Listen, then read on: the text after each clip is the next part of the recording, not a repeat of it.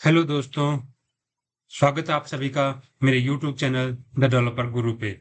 जहां हम एक जावा की जर्नी स्टार्ट करेंगे जो स्टूडेंट्स हैं उनको एक प्रो डेवलपर बनाने तक की।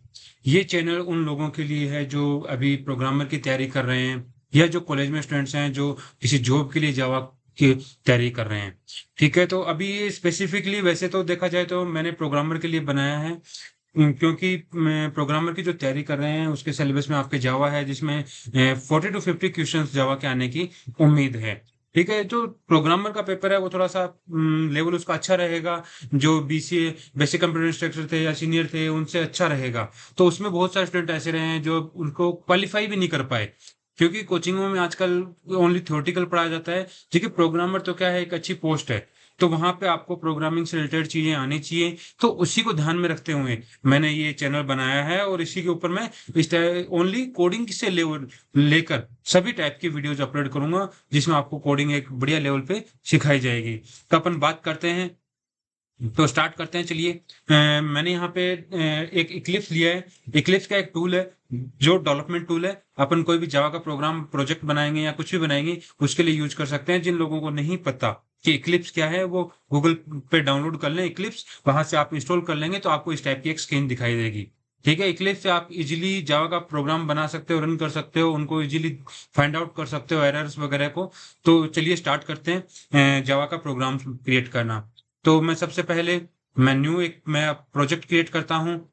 जावा प्रोजेक्ट लिया है मैंने प्रोजेक्ट का नाम रखा द डेवलपर गुरु प्रोजेक्ट। ठीक है, जावा का मैं वर्जन है वो 17 यूज कर रहा हूँ। लेटेस्ट वर्जन के साथ ही अपन जाएंगे। अभी जावा का वैसे लेटेस्ट में 22 वर्जन चल रहा है, लेकिन अपन 17 इंस्टॉल है मेरे में। तो 8 के बाद में जो नए फीचर्स आए हैं वो 17 तक अपन उसको रीड करेंगे। तो प्रोग्रामर का जो एग्जाम है वो थोड़ा सा बढ़िया लेवल का होगा, तो वहाँ पे जावा 8 के भी फीचर्स वगैरह के बारे में क्वेश्चन जरूर आएंगे।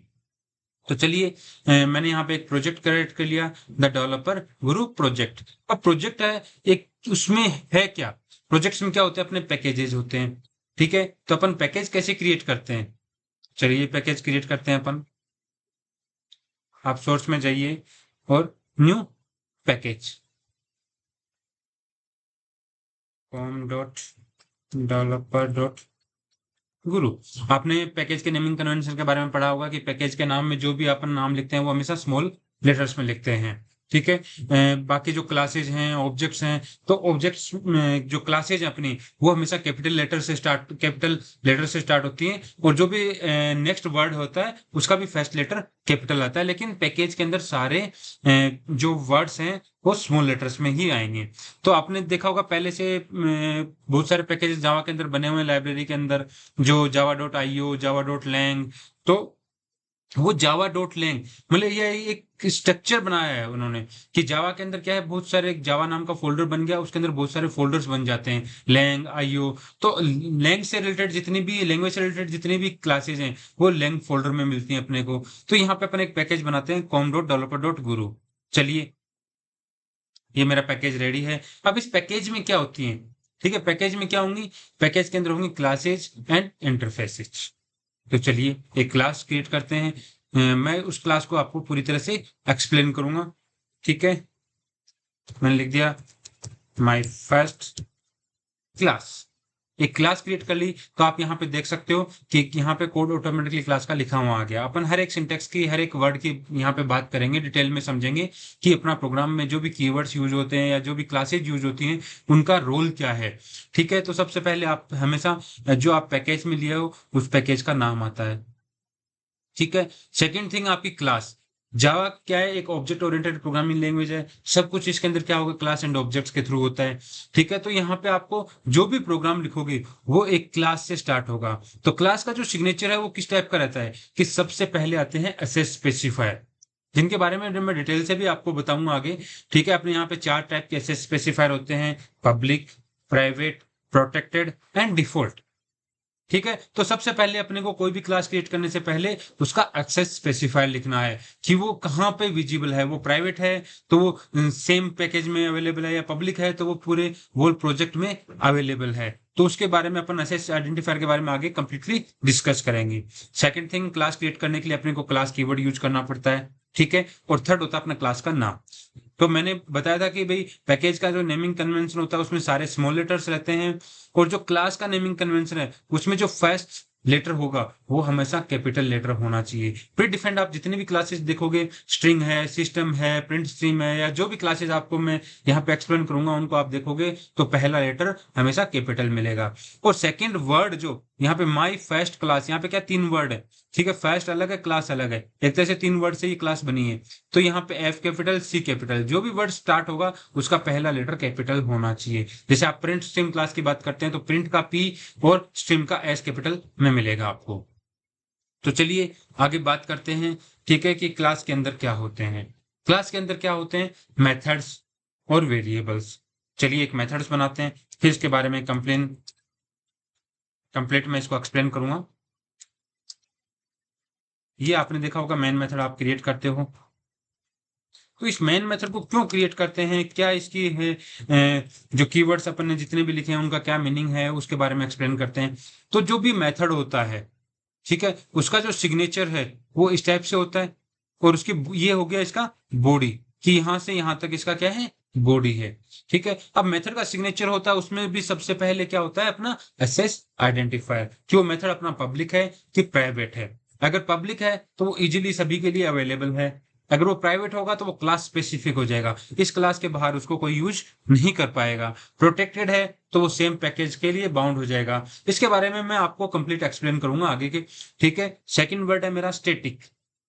स्टैटिक कीवर्ड क्यों यूज आता है, कि जब अपन कोई भी चीज को अपने को क्लास लेवल पे एक्सेस करना है, यहाँ पे अपन अपन जो है मेथड्स हैं उनको दो तरीके से एक्सेस कर सकते हैं, कि वो इंस्टांस मेथड होंगे या स्टैटिक मेथड होंगे। इंस्टांस मेथड होंगे तो अपन ऑब्जेक्ट क्रिएट करके करेंगे, ये ध्यान रखना, इंस्टांस मेथड हमेशा ऑब्जेक्ट से एक्सेस होंगे, और स्टैटिक मेथड है वो हमेशा क्लास से एक्सेस होते हैं। ठीक है, थर्ड थिंग है वॉइड। वॉइड क्या है, यहाँ पे कोई भी मेथड होता है अपना, जैसे यहाँ पे मैंने मेन मेथड दिया, उसका कोई ना कोई रिटर्न टाइप होता है। ठीक है, रिटर्न टाइप किस टाइप का हो सकता है, जैसे इंटीजर, फ्लोट, डबल, स्ट्रिंग, किसी भी टाइप का इंटीजर, वो किसी भी टाइप का आपका रिटर्न टाइप हो सकता है। लेकिन अगर कोई मेथड है वो कोई भी वैल्यू रिटर्न नहीं करता तो उसको क्या बोलेंगे, हम वॉइड बोलेंगे। मैं ये एक्सपेक्ट करता हूं कि आप लोगों ने थ्योरी थोड़ा बहुत पढ़ा होगा, मैं उसको प्रैक्टिकली आपको एक्सप्लेन करके बता रहा हूं कि वो कैसे काम करता है। ठीक है, मैं थ्योरेटिकली पार्ट में लिखवाने में या उनमें मैं ज्यादा नहीं जाऊंगा, मैं आपको प्रोग्रामिंग के थ्रू सारा एक्सप्लेन करूंगा। तो यहाँ पे वॉइड का मतलब है नो रिटर्न एनी वैल्यू, कि ये मेन मेथड है वो किसी भी टाइप की कोई भी वैल्यू रिटर्न नहीं करता। ठीक है, अब बात करते हैं मेन मेथड में एक पैरामीटर लेते हैं स्ट्रिंग टाइप का एरे। यहाँ पे स्ट्रिंग क्या है, स्ट्रिंग एक क्लास है। ठीक है, स्ट्रिंग किस पैकेज में क्लास है, Java dot lang dot string, तो ये जावा डॉट लैंग में स्ट्रिंग एक क्लास है। लेकिन अपन कोई भी जो क्लास है उसको यूज करते हैं तो उसके पैकेज को इंपोर्ट करना पड़ता है, उसकी लाइब्रेरी में से जो पैकेजेस हैं उनको इंपोर्ट करना पड़ता है। लेकिन अपन ने यहाँ पे जावा डॉट लैंग को इंपोर्ट नहीं किया, क्यों, क्योंकि जावा जेवीएम बाय डिफॉल्ट हमें एक पैकेज, ओनली सिंगल पैकेज है जावा डॉट लैंग, जिसको बाय डिफॉल्ट वो इंपोर्ट करके देता है। क्योंकि उसमें क्या है, बेसिक क्लास, लैंग्वेज से related basic classes like system है, स्ट्रिंग है, इस टाइप की बेसिक क्लासेज उसमें अवेलेबल हैं। तो जेवीएम उसको अपने को इंपोर्ट करने की जरूरत नहीं होती। लेकिन अगर अपने को इंपोर्ट करना भी है तो अपन कैसे इंपोर्ट करेंगे, इंपोर्ट कीवर्ड यूज में लेंगे, Java dot lang dot start dot string. मैंने यहाँ पे स्ट्रिंग क्लास को इंपोर्ट कर लिया। ठीक है, बाय डिफॉल्ट ये इंपोर्ट होके आती है, लेकिन मुझे सिर्फ आपको समझाने के लिए मैंने यहाँ पे इंपोर्ट किया है। तो अब मैं इस क्लास को यूज कर सकता हूँ, इस क्लास के अंदर जो मेथड्स हैं, जो वेरिएबल्स हैं, उन सबको मैं यूज कर सकता हूँ यहाँ पे। ठीक है, किसी भी क्लास को इंपोर्ट कर तभी करते हैं अपन जब उस क्लास के अपने को क्लास है या इंटरफेस है उसको तभी एक्सेस करना करना हो तो हमें उसको इंपोर्ट करना पड़ता है, तभी ताकि हम उसके मेथड्स हैं, वेरिएबल्स हैं, उनको यूज कर सके। अब अपन बात करते हैं मेन मेथड की। मेन मेथड में अपन ले रहे हैं स्ट्रिंग टाइप का एक एरे। ये क्या है, एक एरे है। इस एरे का नाम कई लोग कंफ्यूज होते हैं कि ए आर जी से होना चाहिए या क्या होना चाहिए। एरे का नाम यहाँ पे आप A R, B R, C R कुछ भी ले सकते हो। ये एरे है जो यूजर डिफाइंड, एक तरह से आप क्रिएट कर रहे हो इस एरे को। ठीक है, ये एरे किस काम आता है, ये मेन मेथड, ये एरे कहाँ से लेता है ये मेन मेथड। ठीक है, तो चलिए मैं आपको एक बताता हूं कि आप कोई भी प्रोग्राम रन करते हो, आपने देखा होगा कि आप क्या कमांड यूज करते हो, आप कंपाइल करने के लिए जावा सी यूज करते हो। जावा सी, और फिर क्या करते हो, उस क्लास का नाम जिस नाम से आपने उसको सेव किया है। जैसे मेरे यहाँ पे माई फर्स्ट क्लास है, ठीक है, तो आप कंपाइल करने के लिए क्या कमांड यूज करते हो, my first class dot Java, right, ये कमांड यूज करते हो। तो आप जैसे ही कंपाइलर इसको कंपाइल करता है तो वो बैकएंड में क्या करेगा, एक क्लास फाइल बना देगा, किस नाम से, my first class dot class नाम से। इस एक्सटेंशन के साथ ये एक क्लास बना देगा। कई बार ये क्वेश्चन भी पूछा जाता है कि जो अपन कोड लिखते हैं उस जावा फाइल का एक्सटेंशन क्या रहता है, उसका डॉट जावा रहता है। जो बाइट कोड है, कंपाइलर क्या करता है, जो जावा कोड है उसको बाइट कोड में कन्वर्ट करता है। तो जो बाइट कोड कन्वर्ट होता है, ठीक है, उसका एक्सटेंशन क्या रहता है, उसका एक्सटेंशन हमेशा डॉट क्लास रहता है। तो कंपाइल होने के बाद जो अपनी फाइल बनी वो my first class dot class. अब इस जावा प्रोग्राम को आप रन कैसे करते हो, आपने देखा होगा जावा और उस क्लास का नाम, क्लास का नाम यहाँ पे क्या है, माई फर्स्ट क्लास। तो आप क्लास को रन करने के लिए जावा माई फर्स्ट क्लास इस टाइप से आप रन करते हो तो ये जेवीएम है उस क्लास को फाइंड आउट करेगा, उस क्लास के मेन मेथड को एक्सेस करेगा और उसको एग्जीक्यूट कर देगा। उसके अंदर जो भी आपने कोड लिखा होगा वो एग्जीक्यूट हो जाएगा, ठीक है। लेकिन फॉर एग्जांपल मुझे कुछ पैरामीटर्स या कुछ टर्म कंडीशंस पास करनी है या कुछ भी डाटा पास करना, जैसे मैंने यहाँ पे 12, ठीक है, मैंने पास कर दिया कि गुरु, ओके। तो मैंने कुछ टाइप से इसमें क्या है, एक न्यूमेरिक वैल्यू पास कर दी और एक अल्फाबेट पास कर दिया, ठीक है। तो ये अल्फाबेट और न्यूमेरिक को कौन एक्सेप्ट करेगा, ये स्ट्रिंग टाइप के एरे में पास होगा। इसको क्या बोलते हैं, command line, command line argument. इसको क्या बोलते हैं, कमांड लाइन आर्ग्यूमेंट, ठीक है। जब आप जावा क्लास को रन करते हो तो आप जो भी कमांड लाइन से पैरामीटर पास करते हो, ठीक है, उनको क्या करते हैं, कमांड लाइन आर्ग्यूमेंट। अब अपन अगर बात करें, मैं AR0 को अगर प्रिंट कराऊंगा, AR0 को अगर मैं प्रिंट कराता हूं तो क्या आएगा उसमें, सॉरी, उसमें क्या आएगा, 12 आएगा। अगर मैं AR1 को, एरे की इंडेक्स हमेशा 0 से स्टार्ट होती है, आगे एरे में भी पढ़ेंगे अपन। मैं जहां बेसिक चीजें क्लियर करते हुए चलता हूं तो आगे आपको जब मैं एक्सप्लेन करूं तो आपको इजीली समझ में आ जाए। तो एरे का इंडेक्स है वो हमेशा कहां से स्टार्ट होता है, 0 से स्टार्ट होता है। तो यहाँ पे ये जो वैल्यू है, ठीक है, ये एज ए स्ट्रिंग टाइप क्यों ली, क्योंकि स्ट्रिंग है वो न्यूमेरिक, अल्फाबेट, किसी भी टाइप की वैल्यू को एक्सेप्ट कर लेती है, ठीक है। तो यहाँ पे AR0 में अगर मैं प्रिंट कराऊंगा तो 12 आएगा और AR1 में प्रिंट कराऊंगा तो गुरु आएगा। तो ये एरे क्या होगा, एक तरह से डायनेमिक एरे होगा, इसमें आप जितने भी पैरामीटर पास करोगे कमांड लाइन से उन सबको एक्सेप्ट कर लेगा। तो मेन मेथड हमें हमेशा स्ट्रिंग टाइप का एरे क्यों लिया जाता है, क्योंकि कमांड लाइन आर्ग्यूमेंट से जो भी डाटा पास होता है उसको एक्सेप्ट करने के लिए। क्लियर है यहाँ तक। अगर किसी भी टाइप का कोई भी आपको डाउट होता है तो आप मुझे कमेंट करें, क्वेश्चन करें, मैं आपका कमेंट बॉक्स में होगा तो मैं कमेंट बॉक्स में जवाब दूंगा, नहीं तो मैं किसी ना किसी वीडियो के अंदर, नेक्स्ट वीडियो के अंदर उसका जवाब जरूर दूंगा, ठीक है। तो अब अपन बात करते हैं इस मेथड की, मेन मेथड की। आपको कंपाइल करने का तरीका वो यहाँ पे मैं इक्लिप्स यूज कर रहा हूँ तो मुझे यहाँ पे ऐसा कुछ करने की जरूरत नहीं पड़ती, क्योंकि आप, मैं डेवलपर लेवल पे आपको बता रहा हूँ कि डेवलपर लेवल पे कैसे होता है, ठीक है।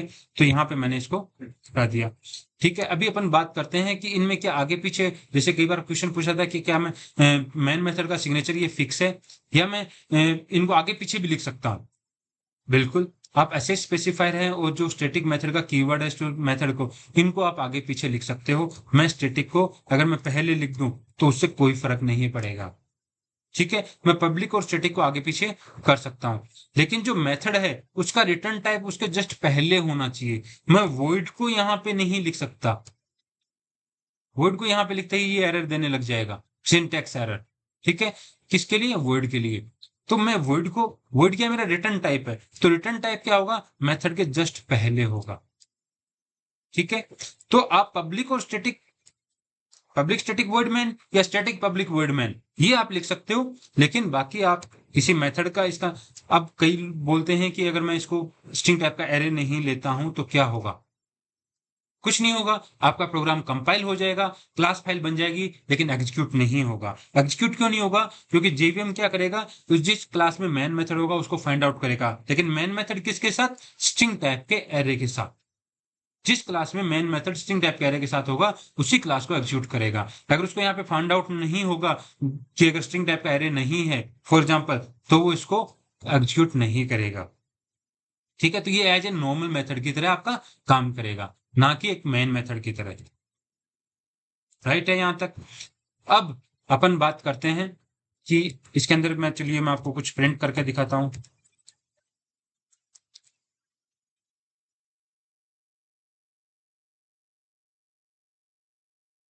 Hello it's my first program. ठीक है। मैं अपन प्रिंट करने के लिए system dot out dot println use करते हैं। तो ये क्यों यूज करते हैं इसका भी मैं अभी एक्सप्लेन करूंगा।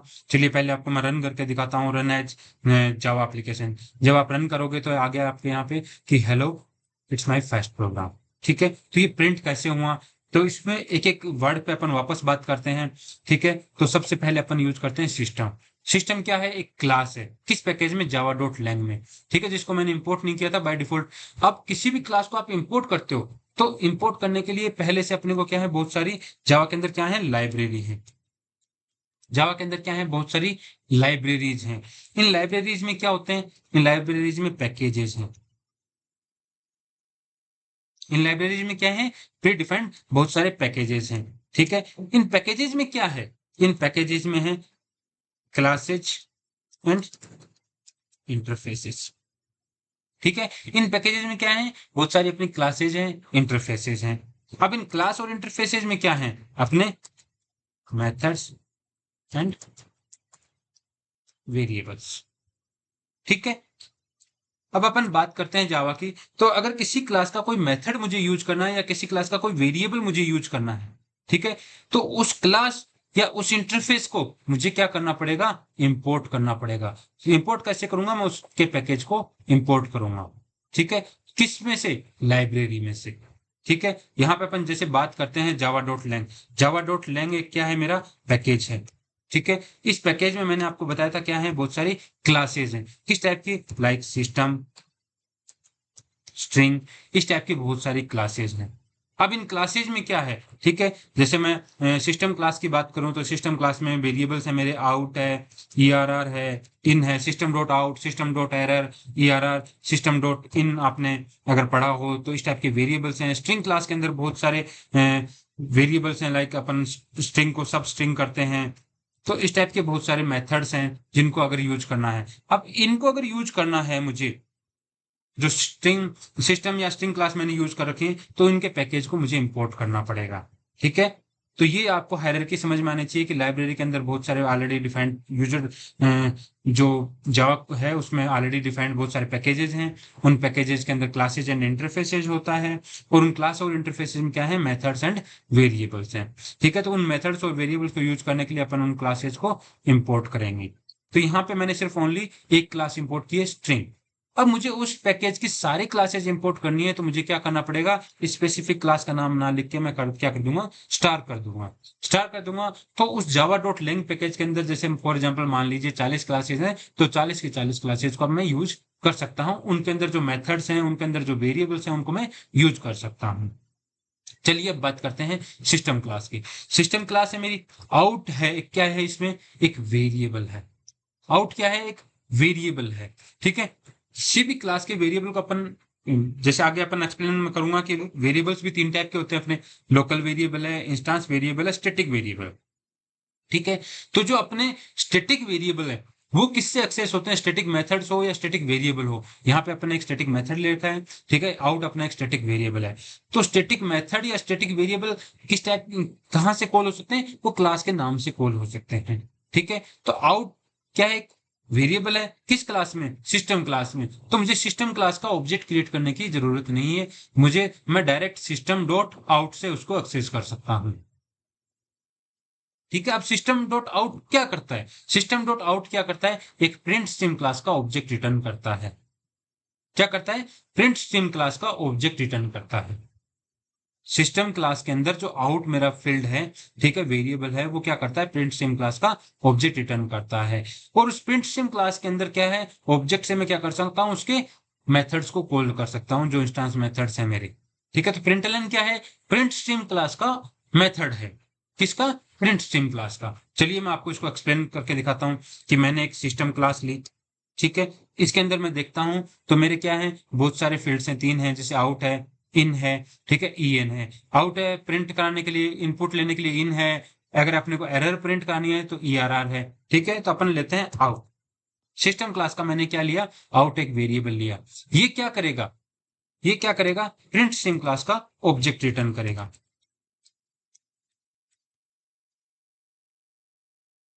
प्रिंट स्ट्रीम क्लास का ऑब्जेक्ट रिटर्न करेगा। अब यहाँ पे दिक्कत क्या है कि प्रिंट स्ट्रीम क्लास में यूज कर रहा हूँ, लेकिन मैंने इसको क्या किया, इंपोर्ट नहीं किया। तो प्रिंट स्ट्रीम क्लास किस पैकेज में है, java.io। इनपुट से रिलेटेड सारी फाइलें किस पैकेज में है, इनपुट आउटपुट से रिलेटेड java.io। java.io में मैं स्पेसिफिक उस क्लास को इंपोर्ट कर रहा हूँ, किस क्लास को, प्रिंट स्ट्रीम क्लास को। ठीक है, आप अगर सिस्टम और स्ट्रिंग के लिए आपने देखा होगा कि लैंग आपको पैकेज इंपोर्ट करने की जरूरत नहीं होती, क्योंकि बाय डिफॉल्ट क्या है, इंपोर्ट होके आता है। जेवीएम इसको बाय डिफॉल्ट इंपोर्ट कर देता है। ठीक है, लेकिन अपने को बाकी क्लासेज यूज करनी है, जैसे मैं यूटिल पैकेज यूज कर रहा हूँ, नेट पैकेज यूज कर रहा हूँ, या एसक्यूएल पैकेज यूज कर रहा हूँ, तो उनकी क्लासेज यूज करने के लिए मुझे उनके पैकेज को इंपोर्ट करना पड़ेगा। ठीक है, अब यहाँ पे बात करते हैं कि प्रिंट स्ट्रीम पी जो मैंने लिया, ये क्या है, प्रिंट स्ट्रीम क्लास का ऑब्जेक्ट है। जो कौन रिटर्न किया, सिस्टम डॉट आउट ने क्या किया, प्रिंट स्ट्रीम क्लास का ऑब्जेक्ट रिटर्न किया।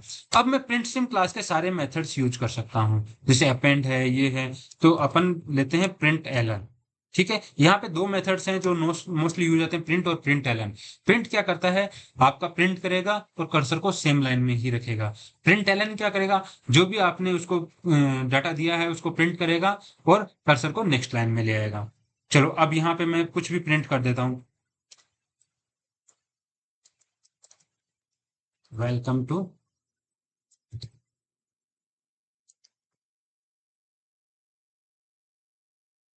The developer. ठीक है, मैंने ये आपको क्या कर दिया, प्रिंट कर दिया। चलिए अब अपन इसको रन करते हैं।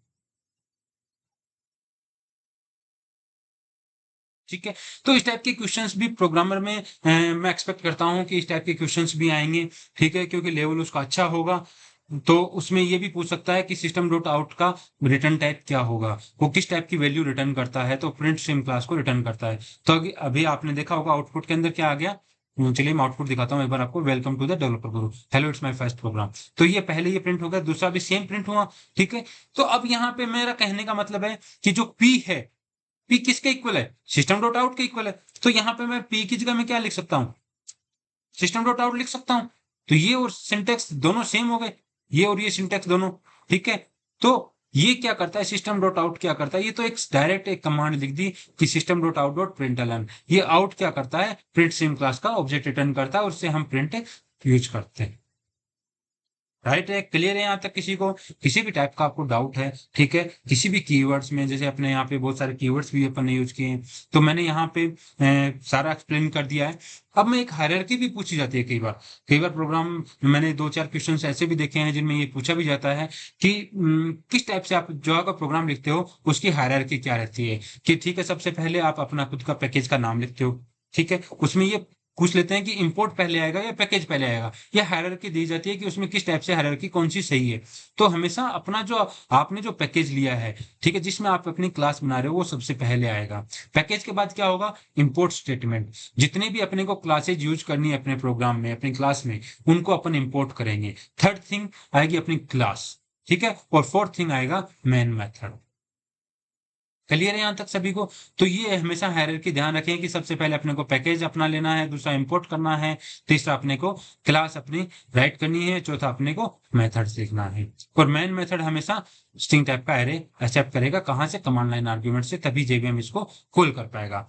अब बात करते हैं कि ये मेन मेथड है, ये स्टैटिक क्यों है। ये मैंने नॉर्मली अगर मैं स्टैटिक हटा देता तो क्या फर्क पड़ता। ठीक है, जेवीएम है, वो इसको जेवीएम क्या करता है, किसी भी क्लास में अब मैंने आपको बताया था कि स्टैटिक मेथड्स है वो क्लास के नाम से कॉल हो जाते हैं। ठीक है, तो जेवीएम सबसे पहले क्या करेगा, मेन मेथड को एग्जीक्यूट करेगा। तो उससे पहले, मेन मेथड को एग्जीक्यूट करने से पहले, मैं इसके अंदर, इस क्लास के अंदर तो मैं ऑब्जेक्ट क्रिएट कर सकता हूं। ठीक है, ऑब्जेक्ट कैसे क्रिएट करते हो, न्यू कीवर्ड से। न्यू कीवर्ड से आप ऑब्जेक्ट क्रिएट कर सकते हो, न्यू क्लास का नाम और ब्रैकेट्स।